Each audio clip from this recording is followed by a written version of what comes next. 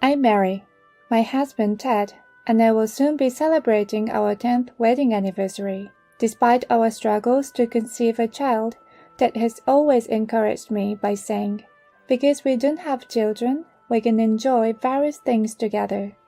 Let's have fun together." When our days of coincide, we like to go on hot spring trips as we both enjoy traveling. Even though we didn't have children, we enjoyed our married life. I believed that our days of happiness would last forever, until that day. I work in an office at a nursing home. That day, like always, I was working from the morning. During work, I was thinking about making fried noodle with cabbage and bean sprouts for that night. That's when it happened. "Mary!" Suddenly, I was called by the director in a loud voice. Thinking I made some mistake at the response of the director's call. "Yes," I immediately replied, but I couldn't help but feel tensed. As I was heading towards him, he, looking panicked, ran towards me. "It's terrible! Your husband... What happened? Your husband collapsed at his workplace. You shouldn't work anymore, and go to the hospital right now." I hurriedly got in my car and headed for the hospital. While driving, my heart was pounding continuously. I said to him, "See you later," and this morning as usual, I was driving in tears, pleading, "Please be safe, please." The distance to the hospital, which was only 15 minutes away, felt incredibly long for some reason. Upon arriving at the hospital, I ran to the reception desk. I was led to the designated treatment room. "Ted!" Even if I kept shouting, my voice didn't reach him. It was already too late. In the silent treatment room, only the sound of the equipment echoed. Looking at the faces of the doctors and nurses, I could tell what had happened. The doctor came to me and said, "You're his wife, aren't you?" "I'm sorry, but your husband's condition is..." Upon hearing this, I fell to the floor crying. The cause of death was reported to be a myocardial infarction. There might have been more explanations, but I couldn't hear anything else. The thought of never seeing my husband again, and never being able to say, "See you later." We promised to be together forever, but he is gone before me. This might be a dream, trying to escape from reality. I was convinced that he must be playing a prank on me. That's what I thought. And then I collapsed. When I woke up, I was in the hospital room, and my worried parents were by my side. "Mary, are you all right?" My mom gently held my hand. "Why am I in the hospital?" "That's right. I heard my husband had collapsed. Where is he?" While my consciousness was still hazy, I tracked back the memories before I collapsed and cried. My mother held me, tears in her eyes. I was crying out loud. I wonder how much time has passed. I just kept crying and thought I had to accept the reality. He's not coming back. He passed away. I have to properly send him off for the last time.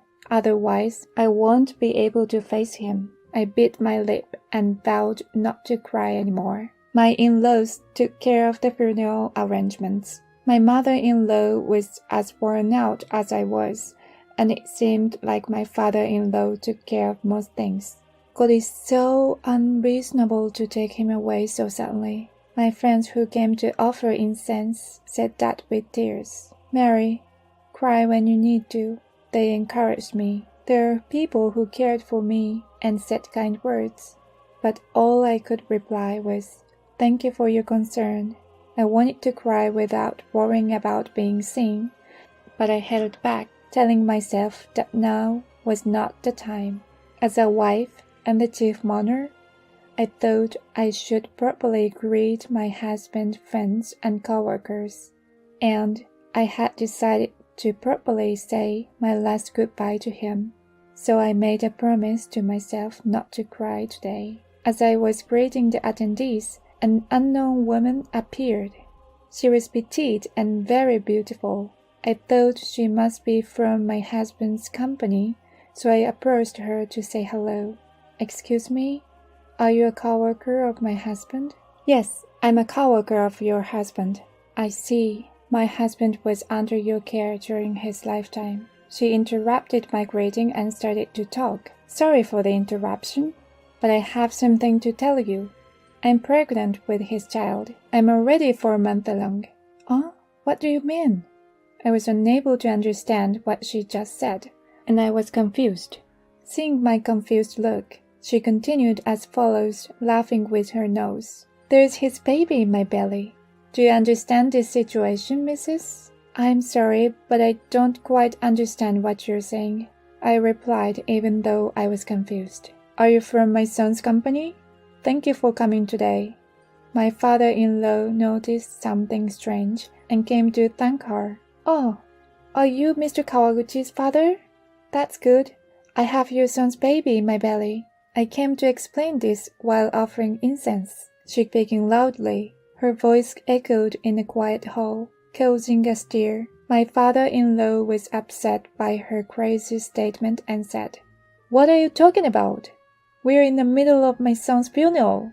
There are some people who thought she was talking nonsense. I came because I thought I could meet everyone here. There really is his baby in my belly, so I should have the right to inherit the estate, right? Everyone was shocked and speechless at the unexpected announcement. We're in the middle of a funeral right now. It's not the time to talk about inheritance. Stop it. What's your intention? My husband's boss intervened when he heard the commotion. Is this house part of the inheritance too? After all, my unborn baby also has a right to inherit. She continued to talk without remorse. Even when she was told to stop by the boss, she kept making a fuss. Finally, she said something we didn't expect. We are deeply in love. He said he wanted to divorce and be with me. He asked me to wait for a while until the divorce. The baby in my belly is the proof of our love. She started to shout so that everyone could hear. My mother-in-law noticed the commotion and came. What is this commotion about? The woman approached her, rubbing her belly. The only grandchild your daughter-in-law couldn't have is in my belly. Be happy, will you? With smiling. My mother-in-law was also surprised and fell silent. Seeing this, I started to think. I wondered if my in-laws, who wanted to see their grandchild, might be swayed by the woman's words. But my father-in-law yelled at her with anger. We're in the middle of a funeral. Consider the feelings of those around you. Get out of here right now. He was filled with anger. What did you say? She was startled by the father-in-law's yell. It seemed she thought that if she said she had a grandchild in her belly, she would be more acceptable than me, who could not have children. And then she continued to yell. Why are you yelling? You don't need a daughter-in-law like this, do you? Isn't it worthless if she can't even have your grandchild? Do you think you're a suitable one? It's all your fault. She tried to grab hold of me. However, she was quickly restrained by the people around and was unable to move. Stop it, I'm pregnant. Let go. Don't touch me, my mother-in-law said. Is the baby real my son's? If so, we need to divide inheritance. That's right. Oh, mother, you're quick to understand. She brightened her eyes. But in order to inherit, we need a DNA test. With our son gone, we don't have any other way to confirm. Are you okay with that? Is the child really my son's? My mother-in-law asked her with a smile, saying, We don't need a DNA test. We are truly in love. She was shaking. You're shaking. Are you all right? Is something wrong? My mother-in-law drew near her with a cold look. The woman's face began to turn red. My mother-in-law's face changed, and she said forcefully, You've caused a commotion during the funeral. Do you understand what happens if it turns out the baby is not my son's? At the mother-in-law's strong words, the woman fell silent and finally began to cry. But we're in love, truly. She still keeps saying crying. Enough. Crying won't help. My son could never have loved someone like you. I know how much he loved his wife. While hugging my shoulders, My mother-in-law rejected the woman's words. She continued, "She's your subordinate, right? We want to send our son off properly. Can you please take her away?" My husband's boss forcibly took the woman away. The funeral proceeded as planned and ended safely. When the cremation was done and the bones were put in place, I finally felt that my husband was no longer in this world. I cried alone, looking at the photos of my husband, holding back the feelings I had been keeping for a long time. Later, my husband's boss visited my house to apologize again about the woman. From what I heard, it seemed she had a one-sided affection for my husband. Ignoring the eyes of others, she firstly pursued my husband. She sat next to him at drink parties, and her approaches to my husband were extremely aggressive. However, my husband never responded to her. There seems to have been warnings to her from his boss and others, but she didn't listen, and everyone eventually gave up. The boss bowed his head and apologized for the company not being able to manage the employee. I told him that the company doesn't need to apologize, and that it's all the woman's fault. I also told him that I filed a claim for damages against her for defamation. I emphasized that it is an unforgivable act to defile my last farewell with my husband. It seemed that the boss understood my feelings, and after that, we talked about my memories with my husband. His boss, tears welling up in his eyes, said, "He was always talking about you. He may not remember himself, but when he got drunk, he'd immediately start bragging about his beloved wife. You're really lucky to be loved so much." No. I feel like I was given a husband who is too good for me, I replied, my voice trembling. Later on, my mother-in-law told me that the woman was indeed pregnant. However, it seems that the baby was not my husband's. She had relationships with various men and admitted to purposefully getting pregnant. She thought that if she created a commotion claiming that the child was my husband's, we would surely divorce.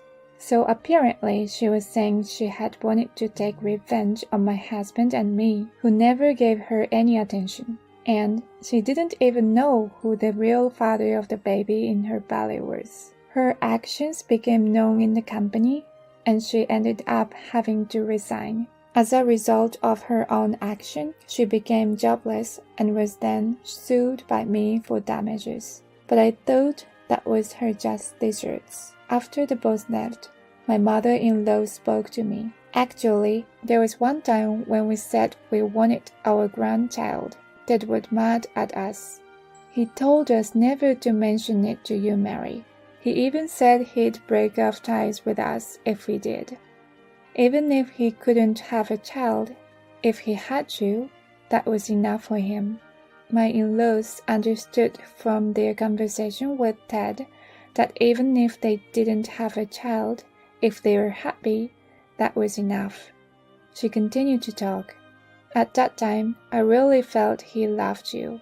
That's why she could firmly say he was not cheating at that moment. I really love you. You're like a real daughter to me. So, because you're still young, I want you to remarry and be happy. But I shook my head with a smile. I have only one husband, now and forever. She burst into tears. I hugged her and cried with her. It's been several years since then, but I continue to think about my husband. Even now, there are times when I can't understand why he left me alone in this world. I often feel there is no point in living in a world without my husband, but I have to go on living. My husband was an only child, so I'm sure my in-laws are lonely because he's gone. I've decided in my heart that I want to take care of them in place of my husband. Today's my in-laws' 14th wedding anniversary. I prepared a cake for them as a surprise and presented it to them.